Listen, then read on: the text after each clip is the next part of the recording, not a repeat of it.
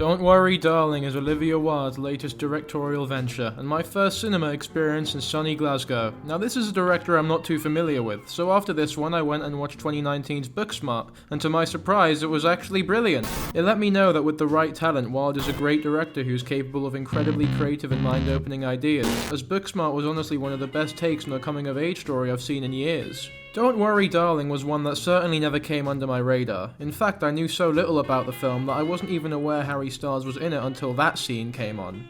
Our life, Alice, our life together. Then I realised, oh, I guess that's Harry Styles. So when I got home, I looked into it a bit more and the quality of the film began to really make a lot more sense. Because it all felt a bit like a sponge cake that was taken out halfway through baking, then just served up because the chef didn't have enough time to finish it, thereby killing his customers via food poisoning. Or in this case, boredom, but we'll get to that in just a moment.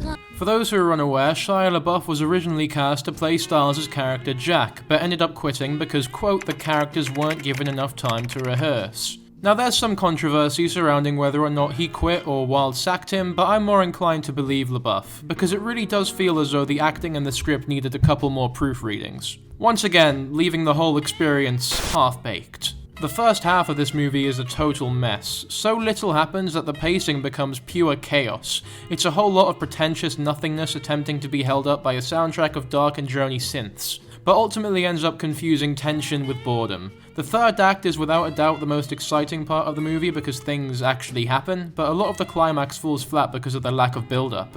It's all just riddled with so much artificial horror. Some of the sound effects and eerie music choices were impressive, but lose impact when they're used so constantly.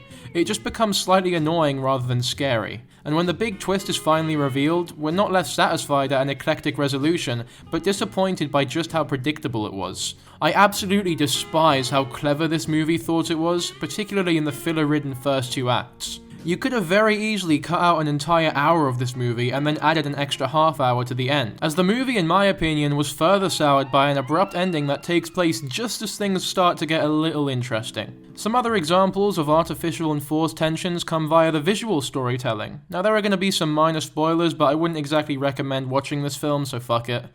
There's a scene near the beginning where Florence Pugh's character is being sucked off by Harry Styles, but the villain of the movie, played by Chris Pike, wanders in and just sort of watches them for what feels like 12 fucking minutes.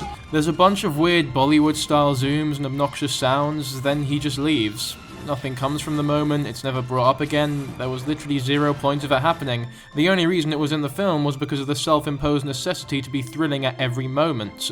There's another really annoying moment during the climax where Pugh's character is being chased by what seems like hundreds of murderous men, and she was so close to escaping but then decides to stop running and just sort of admire the view for once again like 12 fucking minutes.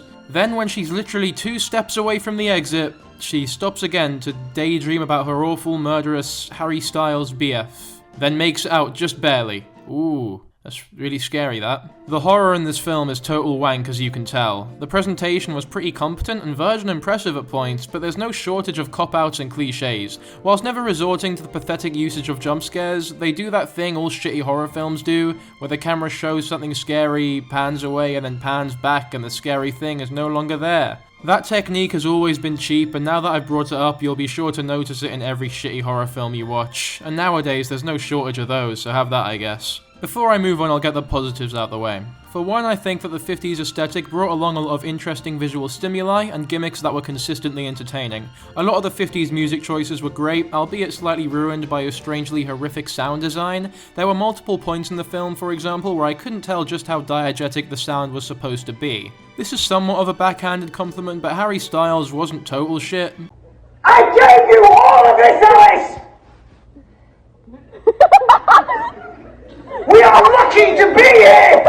Yeah, he was sometimes, like in that really notorious scene. Opportunity. But for the majority of the time, he was perfectly average and bland. He's at his most convincing when he's really angry or really sad, but when his emotions are more neutral, which is arguably the hardest part of being an actor, his inexperience really begins to shine, often sounding as though he's an American putting on a bad English accent. Chris Pine and Florence Pugh definitely had the best performances, but in my opinion were utterly wasted, as was much of the commentary. The 50s setting did have some good gimmicks, but it didn't really come across as anything more than a gimmick. This could have been set in any time zone and nothing really would have changed, and the eventual twist was horrifically predictable, built up by supposedly subtle idiosyncrasies that are far too on the nose. The cinematography wasn't as bland as it could have been, and off the top of my head, there was maybe one really good scene. That scene being when Harry Styles and Florence Pugh are in their car, only for Harry Styles to pull a betrayal and ambush Florence Pugh with hordes of Squid Game villains. This was probably the only moment where everything worked.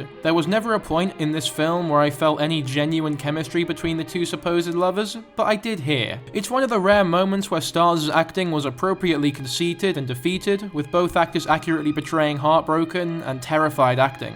The music isn't too in your face either and works greatly. It was the only point in the entire movie where I actually felt something in my stomach.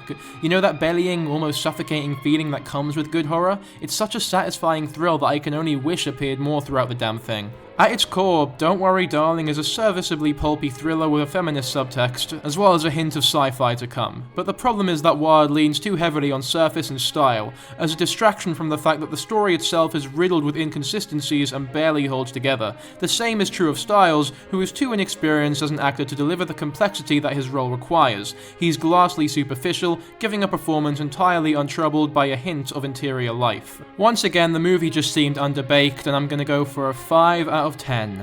Hello everyone, so like I mentioned earlier, I now live in sunny old Glasgow with this really great quality camera from my MacBook. I made a couple posts about it, but I just thought I'd put it here just to be absolutely clear. I thought this would be a lot more detrimental to like my upload schedule on that, but I don't know, I managed to get this video out pretty easily. But then again, this was a very low effort one, it took about a day, so ultimately I don't really know how it's gonna affect the channel or anything. But whatever case scenario it is, within like a month I'll be comfortable with the whole process, so there's not really any need to worry about it. Also, we hit 1k subs, which was fucking mental just because of how quickly it rose from 500 to 1000 in like a week. So that was really cool to see. It's only a matter of time till we get monetized and I can actually start making money from the channel, albeit a little bit, but every little helps because I'm now a poor university student. I actually thought of like making a Patreon, but I couldn't bring myself to do it. So don't expect a Patreon or anything like that anytime soon. I don't think I'm about that life. But you know what, thank you if you're subscribed. A subscription is always very much appreciated if you're still watching this far. You know, for this movie in particular, like, I wouldn't, honestly, I regret buying the ticket. It was like 10 quid for it. I thought the whole point of Glasgow was that it was like bare cheap and shit, but 10 quid for a ticket in Cineworld, it's all mad, I wouldn't do it again. Anyway, I just made a fucking video, I don't know what this is, I just thought I'd give a little update here at the end. If you're in the University of Strathclyde and somehow end up watching this video, that'd be a pretty big coincidence, so just, give me a holler. My Instagram's linked in the channel and everything, we'll fucking be friends, innit? Alright, I'm just gonna leave this here. Cheers for 1k and cut me some slack if the videos don't come out as quickly as I would like them to. Yeah, in a bit, much love.